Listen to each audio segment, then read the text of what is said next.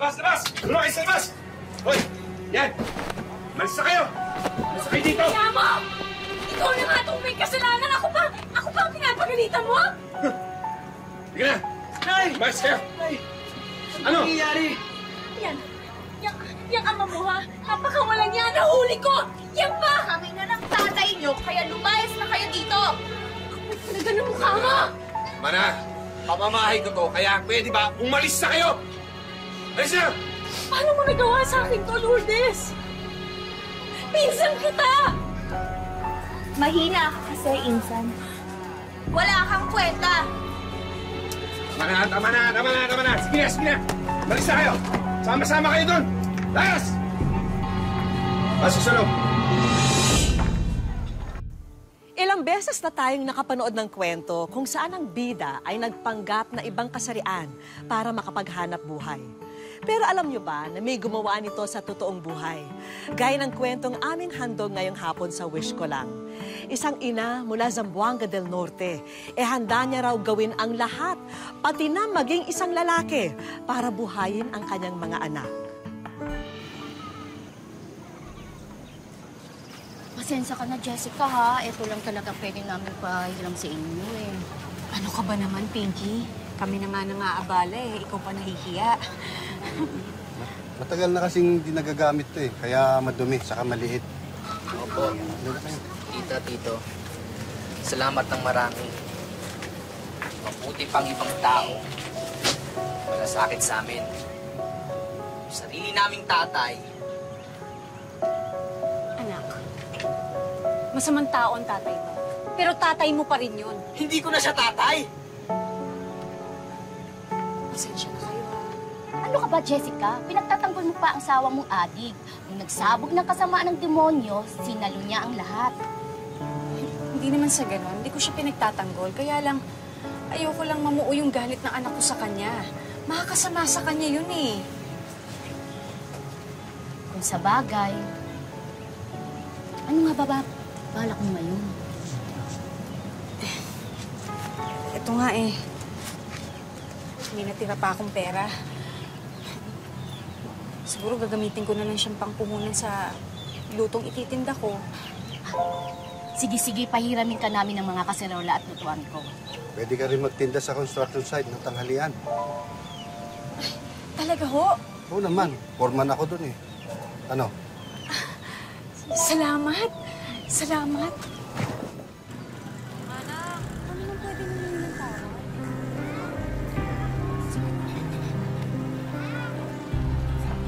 Jessica, sinabi ko na kukupitan mo ko. Anong kinukupitan? Pera ko to! Inipon ko to! Inipon?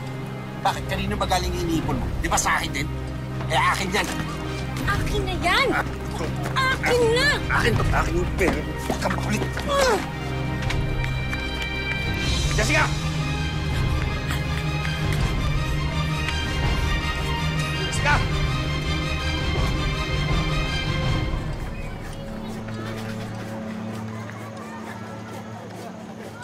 Naku, Pinky, salamat talaga sa pagtulong mo sa akin, ha? Okay lang. May kailangan Oh, mahal. kasi ako kunin kay Jerry. Kamatakot, ha? Hindi ka bubuloy ni Gado dito. Dali na lang ha, malapit na ang lunch break. Ay, naku. Okay lang po. Maraming salamat talaga, ha? Malaking tulong tong pagtitinda ko dito. Dayon, dito ka muna, may kukunin lang kami sa loob. Sige, ha.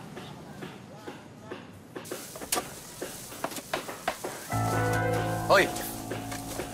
Ikaw nga! Ano kailangan mo rito? Nagtitinda lang ho ako ng ulam. Ulam? Masarap ba yan? Oo, sana. Ako naman ho yung nagluluto, eh. Wala ka bang ibang tinitinda? Sa ngayon po, ito lang po, eh. Ang ibig kong sabihin, wala ka bang ibang tinitinda yung mas masarap? Alam mo na yun. Bibili ho ba kayo? Hey, Pilo, Boss, ano ginagawa mo sa bisita ko? wala boss. Nagtatanong lang ako tungkol sa ulam. Mamaya pa ang lunch break. Bumalik ka muna sa trabaho mo. Okay ka lang? Okay lang ho ako. Tiran mo ako ng ulam, ha? Hindi mo sa akin kung may kalokohang ginagawa yan si Pilo. Bastos yan eh, tamad pa. Susunod na project ko, hindi ko nakukunin yan.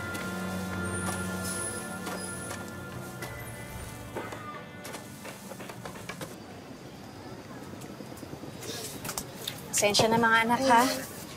Konti na lang ang natira dun sa mga paninda ko. Kung kulang naman yung ulam, pwede naman tayo bumili sa labas kung gusto nyo.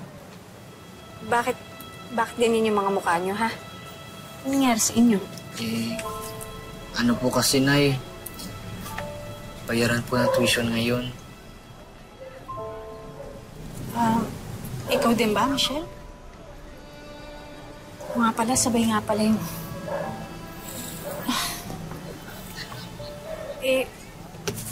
Sige, gagawa na lang ako ng paraan. Nay, hindi pwedeng galing sa puhunan nyo. Paano yung pagtitinda nyo? Huwag mo ko isipin. Ako nang bahala. Akong gagawa ng paraan.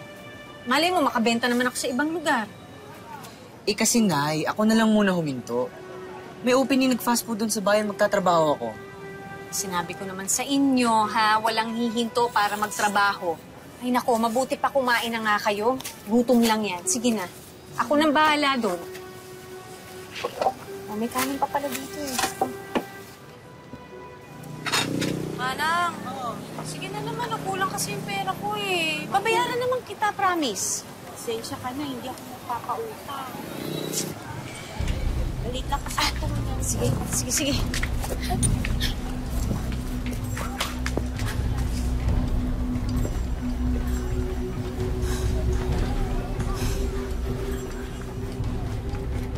Desperado na si Jessica. Hindi niya alam kung paano masosolusyonan ang kanyang mga problema. Ikaw talaga, Jessica. Ang bigat na nga ng problema mo. Nakakapag-joke ka pa. Hindi ako nagbibiro. Uy, Mahal.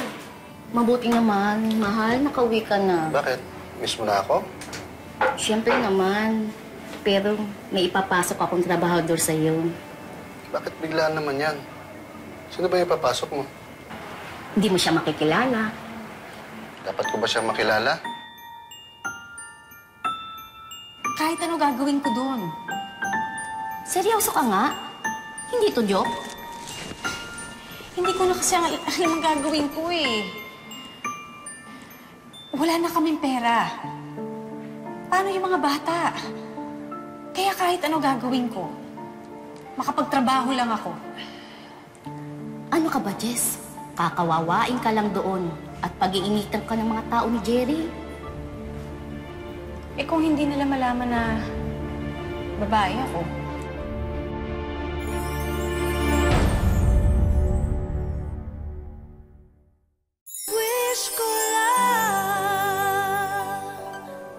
Batid na natin ang nagagawa ng taong desperado. Ang tila imposibleng mga bagay ay pilit na kinakaya, lalo na kung para ito sa mga mahal sa buhay. Gaya ni Jessica na biglang naging si Jessie. O mga kasama, si Jessie. Ngayon lang siya magtatrabaho dito sa construction. Kaya pakialalayan sana. Sige. O sige, dito ka sa Bisayan. Sabi mo, dali. Hindi po agad pinakasok ni Jerry to. Ilalagay mo sa magaang trabaho yan. Doon ka! Sa natapasok ng semento. Ano? Bilisan mo! Kumilos ko na! Kahit anong trabaho na itoka sa kanya, pilit ginawa ni Jessica para mapanindigan ang kanyang pagbabalat kayo.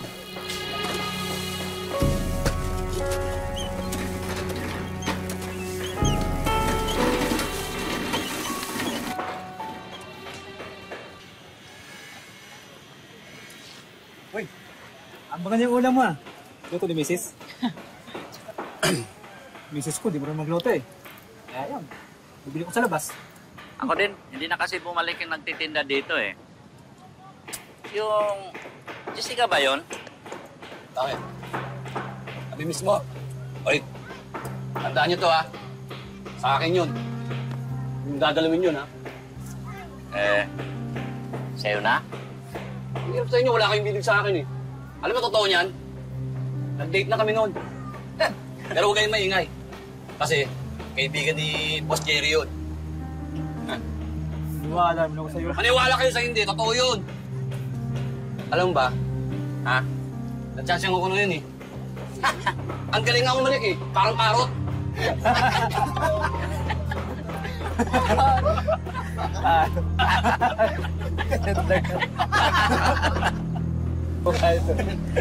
Kuya, saan ba dito yung CR?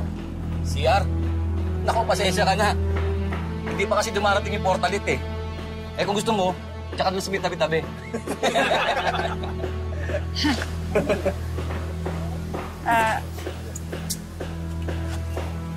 Pader? Huwag mo sabihin hindi ka sanay umihi sa pader. Gaganong ka lang mo. Marunong naman, syempre. O, tumira ka na doon. Wala to eh.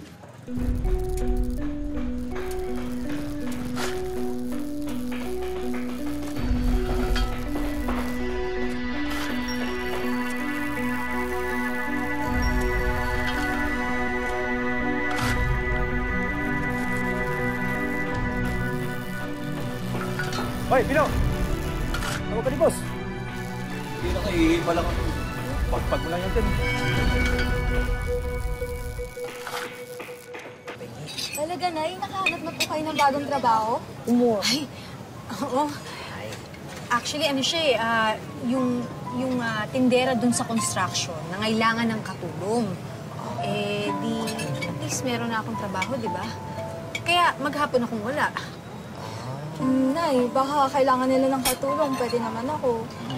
Pwede. Diba? Ako rin. Huwag na, naku, mainit dun. Eh, di ba, Nay, dun yung sa bagong project ni Tito Jerry? Nadadaanan ko po yung pauwi, Nay. Pwede kitang sunduin para sabay na lang tayo. Ay, naku, wag. Ay, hindi ko sabihin, wag na lang, kasi baka magkasalisi tayo. O kaya, mas mainam na yung umuwi ka na lang ng diretso dito sa bahay. Okay? Kasi, mababantayan mo sila, di ba? Sige na, Hindi kita kumain ka kailangan na. bantayan. Lalo na to.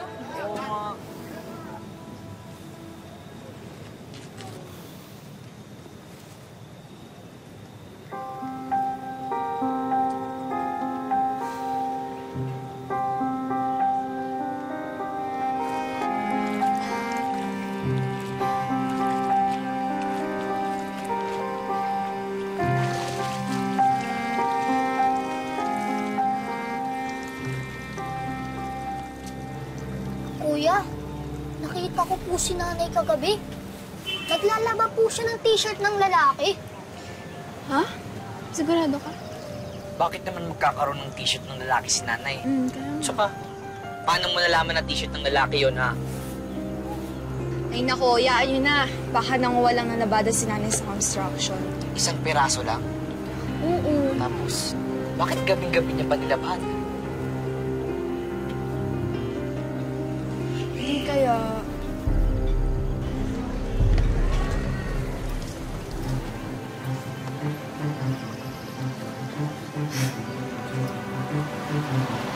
Jessica!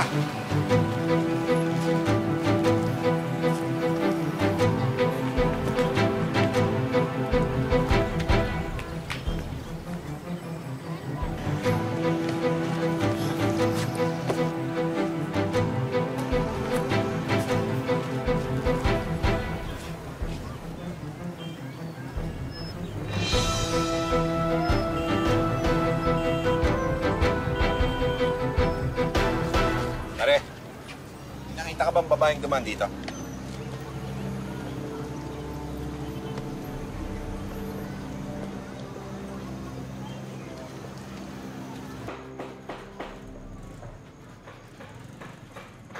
Pare, bakit ba laging may tangulo sa akin ni Pido? Ganyan talaga yun. Lalo sa mga baguhan dito. Lalo ka na. Pinasok ka na Jerry. Ubus natin, di ba? Ha? Ano naman kanalaman ko dun? Gusto kasi maging foreman yun si Pilo. Kaya may tandugo niya kay Boss Jerry. At sa lahat ng mga pinasok niya dito. Salamat sa warning, pare. Iwasan ko na lang siguro siya. Pumasok lang naman ako dito para trabaho. Hindi naman para makapag-away.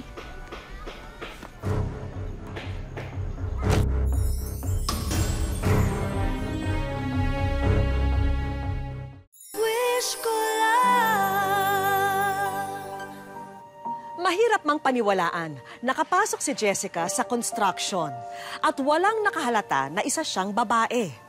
Ngunit hindi rito natatapos ang kanyang paghihirap.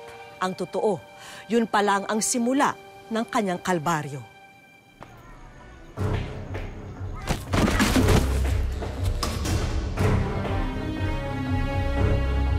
Hoy! Sino ba nasa taas? Papatay niyo ba kami? Okay ka lang ba, kuya? Hindi ka ba nasaktan?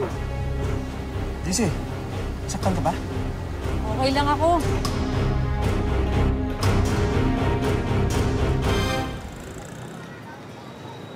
O ano? Ano mo na? Sige ba? Dalawang bote lang. Dalawang bote lang? Oh, Jesse, sama ka.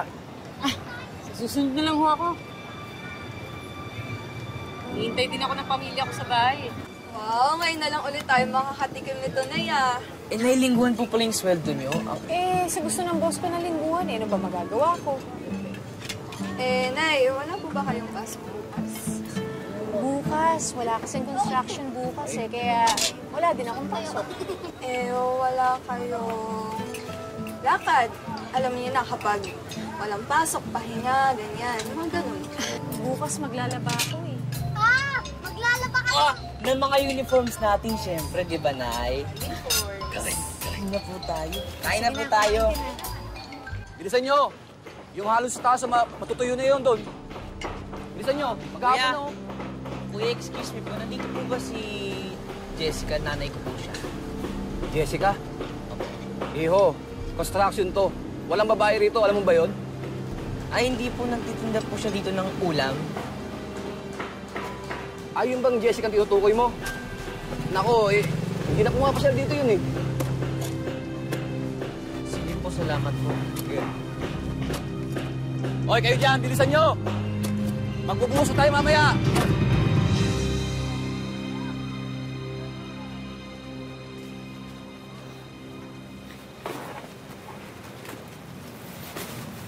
Kumusta naman kayo? Kumusta yung eskwela?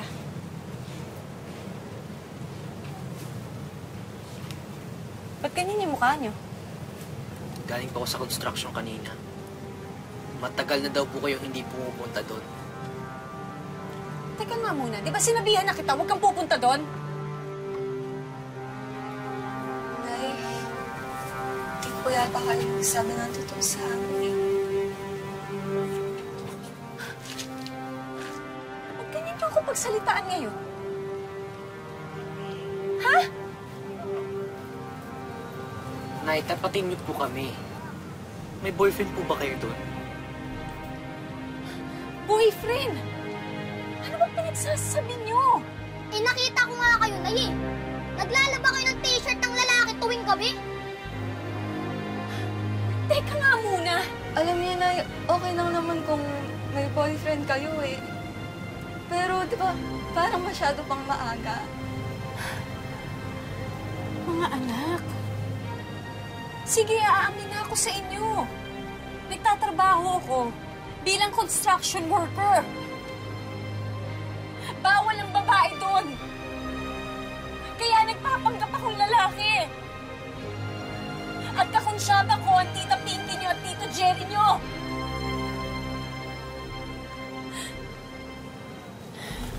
Ay, puro paltos po yung kamay niyo.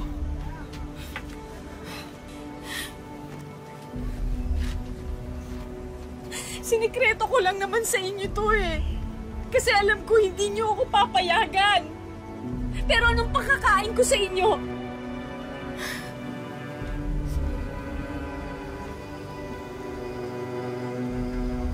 Alam niyo naman na hindi ko kayo pababayaan.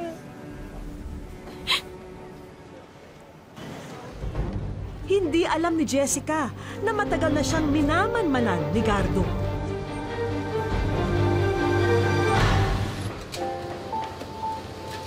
Pero naging magaan naman ang kanyang pagtatrabaho lalo pat naamin na niya sa kanyang mga anak ang totoo. At kasundo na rin niya ang ilang katrabaho sa construction.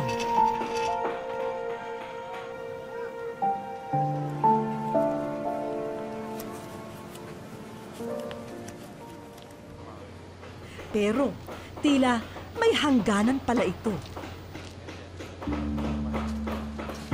Bakit? Suspect sa nangyari nakawan dito kagabi. Anong nakawan? Ano nangyari yun? Paano nangyari? Ako ang nagsabi sa kanila na ikaw ang nagnakaw dito. Sige na. Miss Jerry, hindi ako magnanakaw. Alam niyo yan. Alam mo, may sinasabi si Milo. Narinig ko may kausap ka. Tinatanong kung kailan kayo papasok dito, di ba? Hindi ako sinungaling. Hindi ka lang magnanakaw, sinungaling ka pa. Kasalanan ko, Jerry. Papasok ka na magnanakaw dito, eh. Anyway, may CCTV footage naman tayo. Boss, ang CCTV.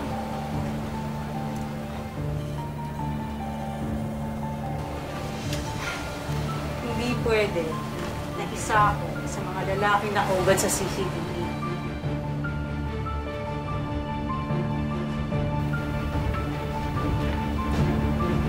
Oh. Babae ho ako.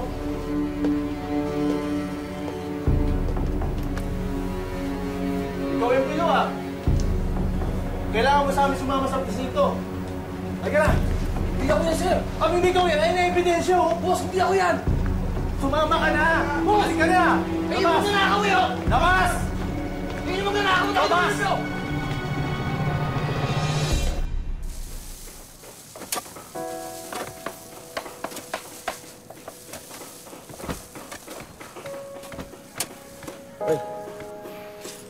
Jesse. Sorry sa inyong lahat, ha.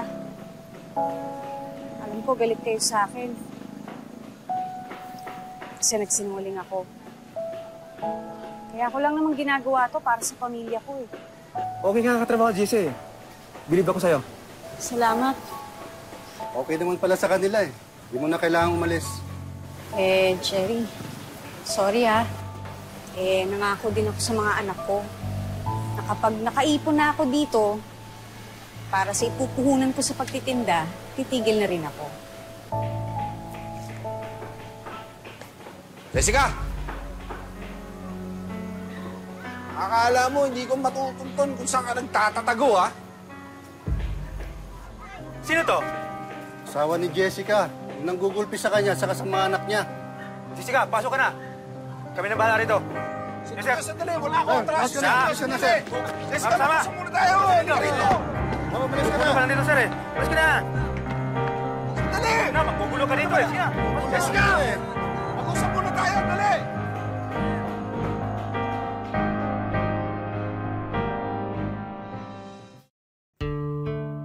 Dito sa Barangay Linabo, Dapitan, Zamboanga del Norte namin natuntun si Jessica. Hindi naman daw problema sa kanya kung sa trabahong panlalaki siya abala. Wala naman daw kasi siyang maasahan na ibang tao para tulungan siya sa mga pangangailangan ng mga anak niya. Yun, nagsisisilsil ako, sir. Ginagawa ko talaga, sir. Wala naman akong problema. Kahit magpapala lahat, gagawin ko talaga, sir. Basta mabuhay lang yung anak ko. Sa ngayon, dahil walang nagpapagawa sa mga kapitbahay, sa ibang paraan kumakayod si Jessica. Araw-araw, pumupunta ako sa river. Pag sumisisid ako, mangunguha ng talaba. Tapos may talaba akong kunti gumawa ako ng kunti ng talaba sarili ko para akong lalaki. Bagamat madalas sukatin ng mga hanap buhay na ito ang pisikal na kakayanan ni Jessica, hindi raw siya hihinto hanggat may mga anak siyang inaaruga. Yan, wala akong magawa. Yung kung makita silang nagugutom, walang-wala. Yan, tiniitiis ko talaga, sir. Wala na akong inaatrasan na trabaho sa ngayon. Gagawin ko talaga. Sana matulungan yung Diyos Panginoon na makaahon din kami kahit kunti. Hindi na sa sobrang hirap na hindi kami pinagtatawanan ng mga tao. Sobra-sobra yung tingin lang sa amin.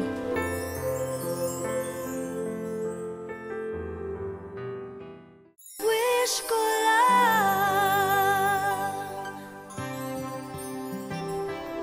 Kinabukasan, pinatawag si Jessica ng kapitan ng barangay. Ipalilinis daw kasi niya ang isang bahagi ng barangay hall. Kapitan, may hapon, kapitan. Hapon? Oh, may hapon. Dahil mo trabaho ron listas. Sige, kapitan. Ang all-around wonder nanay, walang ilaksayang oras. Agad niligpit ang mga nagkalat na paso at masitera. Walang kaalam-alam si Jessica sa sorpresang unti-unting bumubungad sa kanya. Kulang. Kulang. Kulang. Ay, wish ko lang. Maraming salamat po, sir. Hindi ko akalain na talaga dumating ang biyaya ko galing sa inyo. Masayang-masaya talaga ako, sir. Hindi ko ma-explain ang sarili kung gaano kasaya ko sa araw na ito. Sobra-sobra talaga. Isa rin daw sa madalas na sideline ni Jessica ang pananahi at pagre-repair ng mga damit ng kapitbahay. Ang problema lang, wala talaga akong makina, sir. Doon lang ako pumunta sa namin kapitbahay. Tapos natatahi ako kahit ano lang din, sir. Minsan nagtatahi ako ng gown. Simula ngayon, hindi ka na manghihiram sa kapitbahay ng makina. Ala ka, sir. Maraming salamat po, sir. Naku po. Akala ko sir, hindi po ako maka-explain ganun talaga yung binibigay niyo sa akin. Si Jessica na ang may-ari ng bagong sewing machine na ito. Masayang-masaya po, sir. Masayang-masaya talaga.